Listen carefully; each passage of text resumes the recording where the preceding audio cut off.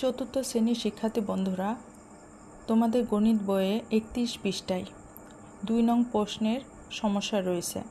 এই 2 নং প্রশ্নের সমস্যাটি আজকে দেখব এবং সমাধান করব। চলো দেখি। মা ও মেয়ের বর্তমান বয়সের সমষ্টি 112 বছর। 10 বছর পূর্বে মেয়ের বয়স ছিল 27 বছর। এখানে 10 বছর পূর্বে, পূর্বে বলতে আগে। অনেকে পূর্বে অর্থ জানে না। পূর্বে বলতে আগে বোঝায়। এখন থেকে 8 বছর পর মায়ের বয়স কত হবে? আমাদের প্রশ্নে কি বলছে? এখন থেকে 8 বছর পর মায়ের বয়স কত হবে? এই প্রশ্ন থেকে 3টা প্রশ্ন তৈরি করা হয়েছে। এই 3টা প্রশ্নের সমাধান আমাদের করতে হবে। চলো 1 নম্বর প্রশ্নটি আমরা দেখি কি বলছে।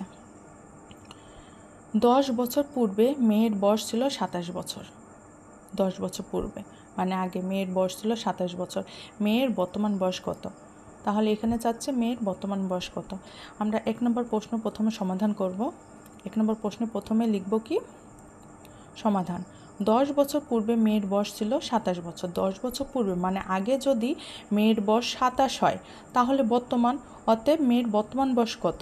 27 যোগ 10 সমান 37 বছর। একেবারে সহজ। মানে 10 বছর পূর্বে মানে আগে যদি 27 বছর হয়, তাহলে বর্তমানে কত? তাহলে 27 যোগ 10 সমান 37 বছর। দ্বিতীয় প্রশ্ন হচ্ছে মায়ের বর্তমান বয়স কত? মায়ের বর্তমান বয়স কত? তাহলে আমরা 2 নম্বর প্রশ্নটি সমাধান করব। প্রথমে লিখবে, অনুচ্ছেদে দেওয়া আছে কি দেখো, মা ও মেয়ের বর্তমান বয়সের সমষ্টি 112 বছর। এখানে মা ও মেয়ের বর্তমান বয়সের সমষ্টি, সমষ্টি মানে যোগ। মা ও মেয়ের বয়স কি করেছে? যোগ করে যা হয়েছে তাকে কি সমষ্টি বলে। যোগ করে 112 বছর। তাহলে আমরা এখানে কি মেয়ের বর্তমান বয়স পেয়েছি 27 বছর। তাহলে লিখব আমরা কি? মা ও মেয়ের বর্তমান বয়সের সমষ্টি 112 বছর। তাহলে কি লিখব? মেয়ের বর্তমান বয়স। এই সমষ্টির ভিতরে 2 জন, মা ও মেয়ের 2 জনের বয়সই এখানে লুকিয়ে আছে।